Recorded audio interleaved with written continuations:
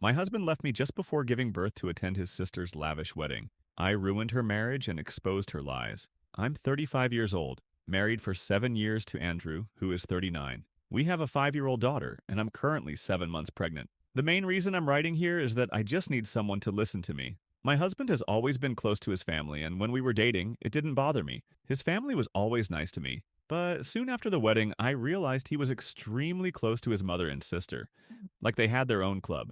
This didn't affect our relationship as spouses, and I just rolled my eyes at their gatherings, which weren't directed against me, and ignored them. At any events or parties, they usually sat together and criticized others. At first, they tried to involve me in their fun, but I'm not a fan of idle gossip, so I kept my distance. Still, they didn't bother me, and I didn't bother them either. My mother-in-law and sister-in-law weren't particularly warm toward me and tried to stay away from me, and I avoided them as much as I could. I really don't like discussing people behind their backs and then smiling at them to their faces. When I got pregnant with my first child, I stopped visiting my mother-in-law. First, I was looking for a reason to distance myself from them. Second, my mother-in-law and sister-in-law were toxic. My husband was kind and caring, but God knows what happened to him when he met with his mother and sister. He turned into a different person. As long as my husband behaved civilly at home and was attentive to me, I didn't care what he did during the 2 to 3 hours he spent with his family on weekends. I gave him that space. When my daughter Sarah turned 3, my mother-in-law and sister-in-law tried to turn her against me, saying, "Mommy is bad," but Sarah stood up for herself. She cried and said, "Mommy is good," then came home and told me about it. My husband laughed it off, saying they were probably just teasing the little girl, but I knew their true intentions. Since then, I never left my daughter alone with those malicious women. The situation started to worsen last year when my sister-in-law began dating a wealthy businessman from Scotland. Naturally, she was over the moon about finding such a man, but I was surprised why my husband was so excited about it. To give some context, my father-in-law has long been retired and lives in a house in the countryside. I've only met him a few times, and unlike the others, he doesn't tolerate nonsense. Perhaps that's why he moved away for peace. My mother-in-law and sister-in-law are unemployed and survive on rent from one of the family apartments and support from my father-in-law. My husband also gives part of his salary to his mother. I've always been financially independent, so I don't mind Andrew helping his mother. Back to the main point. Ever since my sister-in-law started dating this wealthy man, her behavior completely changed for the worse. She began acting like a princess. At family gatherings or any events, she constantly bragged about expensive gifts from her boyfriend. My sister-in-law never missed a chance to show everyone how rich her boyfriend was. Funnily enough, my mother-in-law was practically floating on clouds too. They giggled together like teenagers. Their behavior annoyed me, and my displeasure was clearly visible on my face. It's not that I was jealous, why would I be? The problem was that since my mother-in-law and sister-in-law lived on a modest budget, they never allowed themselves to step out of line because they had nothing to brag about. But with the arrival of this new love, they both started subtly humiliating others and accusing them of envying them. Of course, they didn't say it to my face, but I understood their hints through their gestures, and some relatives confirmed my suspicions. Soon after, I got pregnant with my second child, and thank God it once again spared me from having to visit them. Andrew insisted that I let Sarah spend time with them alone, but Sarah herself refused. She's only 5, but she already doesn't want to be around them. I know some might accuse me of turning my daughter against my mother-in-law and sister-in-law, but trust me, children have better instincts than adults. They can tell the difference between love and deceit. My first pregnancy was tough. I was on bed rest, but my mother-in-law and sister-in-law never once visited me. My second pregnancy has been easier, but now they often come over. Not to check on me, but to show off a new jewelry collection, designer clothes, or a $1,000 handbag. My sister-in-law was going crazy about how rich her boyfriend was, talking about how they were planning a grand wedding in Scotland and so on. I just nodded with a forced smile, thinking to myself, good for them. A week ago, my mother-in-law and sister-in-law suddenly showed up at my place. They started praising me. My sister-in-law said she loved the apple pie and donuts I made years ago. Instead of being flattered, I got suspicious. I asked them why they suddenly remembered a dessert I made long ago. They were clearly flustered that instead of being grateful for their kind words, I got straight to the point. My sister-in-law said she'd been craving apple pie for a long time, but no restaurant could make it like I did, so they wanted me to bake one. I thanked them and said I wasn't feeling well, and baking required extra effort I couldn't afford while pregnant, and with a young child. They wouldn't take no for an answer and kept insisting I bake the pie for her. I couldn't keep refusing and said I'd try to bake it when I felt better. My sister-in-law hugged me for the first time since the wedding and said she'd pick it up on Sunday. I didn't say anything or ask why specifically Sunday. Honestly, I had no intention of baking anything.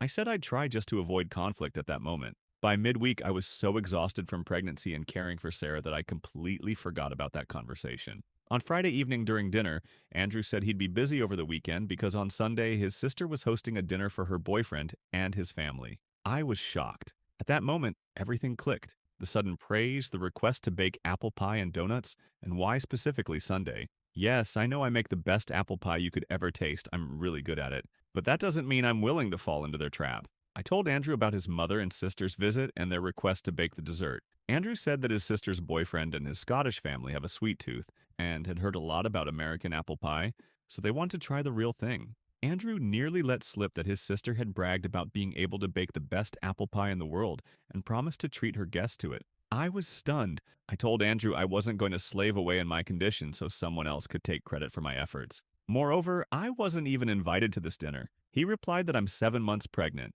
and his mother thought I'd feel uncomfortable around guests, so they decided not to invite me. Even if I assume her intentions were sincere, which they weren't, why didn't they tell me about this when they came to ask me to bake the dessert? Andrew just shrugged and said he didn't know. On Saturday, Andrew went to pick up his father and said he'd only be back home on Sunday evening after the dinner. Of course, I wanted to throw a fit and argue with Andrew, but I chose peace of mind, knowing that no matter what I did, it wouldn't stop him from attending the event. On Sunday, I deliberately turned off my phone and locked myself in my room with Sarah. I assumed my mother-in-law and sister-in-law tried to call me, and when they couldn't reach me, they left voicemails on the home phone. I ignored those too.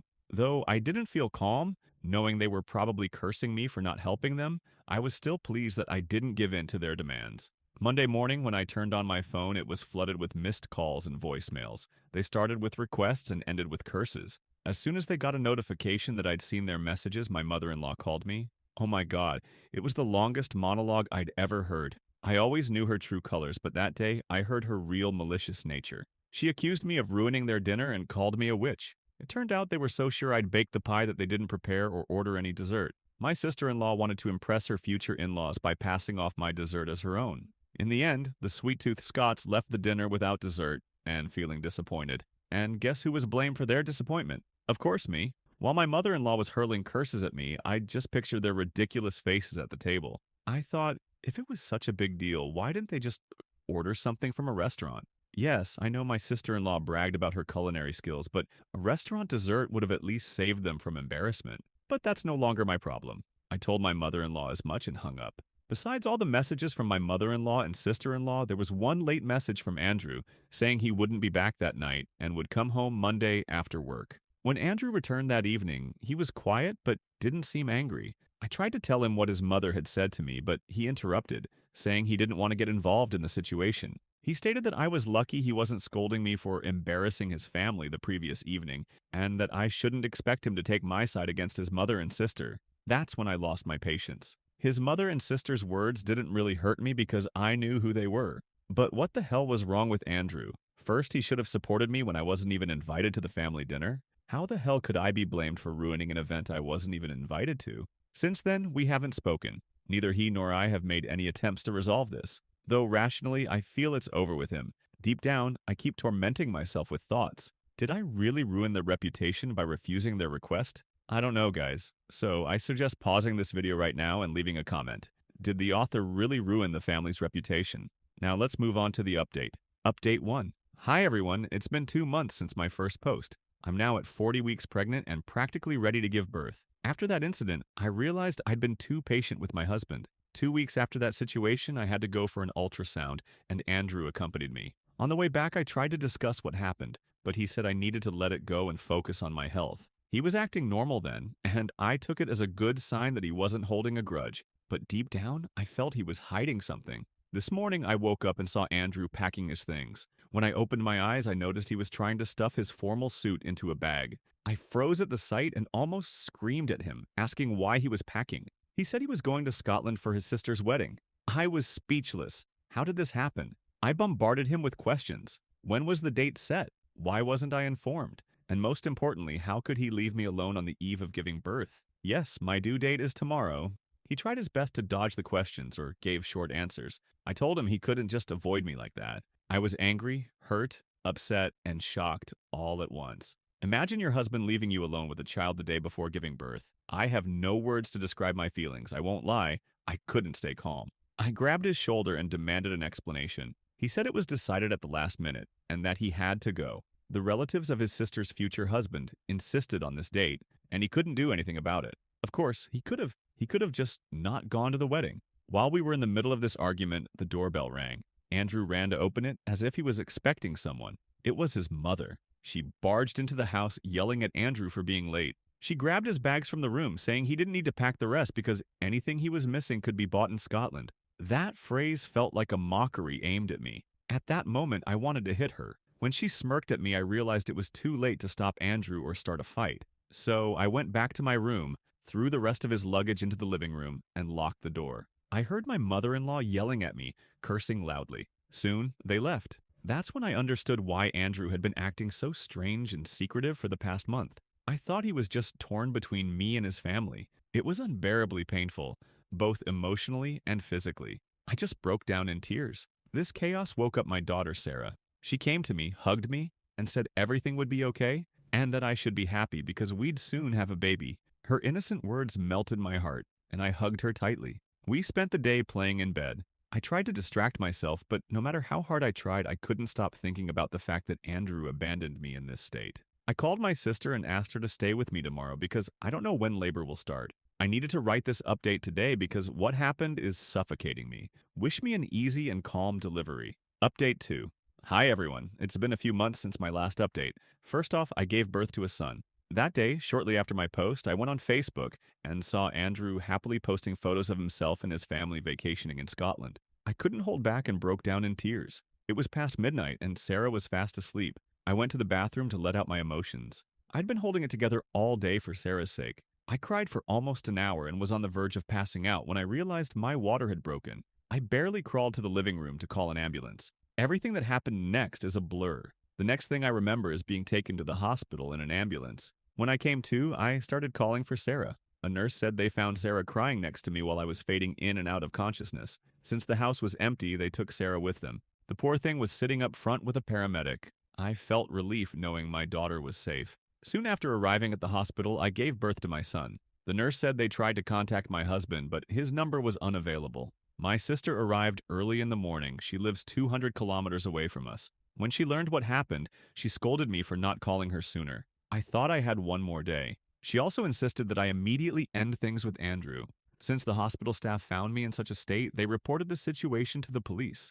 The police asked if I had been subjected to abuse by my husband because they considered that I was left in such a condition. I told them the truth. There was no physical abuse, but emotional and psychological pressure was definitely present. His inaction genuinely endangered 3 lives: Sarah's, my unborn son's, and mine. I'm still terrified to think what could have happened that day if I hadn't managed to call the ambulance in time. I'm so grateful to God for keeping us safe. 2 days later, I was discharged. By then, my parents had arrived. They live 4,000 kilometers away. They were set on suing Andrew and his family for the emotional suffering I endured during my pregnancy. While I was still in the hospital, they packed my things from the house. I didn't want to stay with Andrew anymore either.